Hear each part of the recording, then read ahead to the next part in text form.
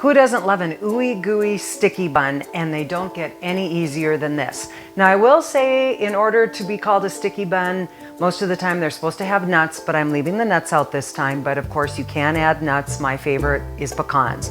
So I've already pre-mixed this: 3/4 of a cup brown sugar, 1/2 cup of cream, and 1/4 cup butter. And I just melted it in the microwave just until it's kind of smooth.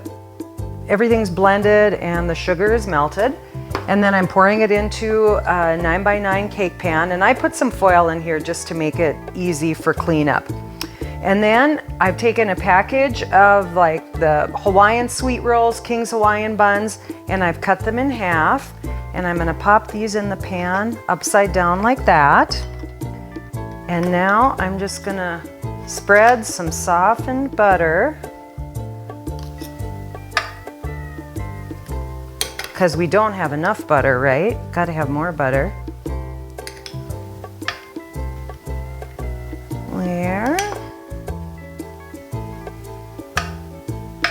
There we go. And then I'm just gonna sprinkle a little more brown sugar on that.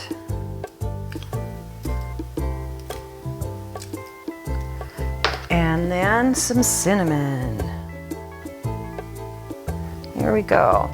And then I'm gonna pop the bottoms on like that. And then just kind of loosely tent with foil.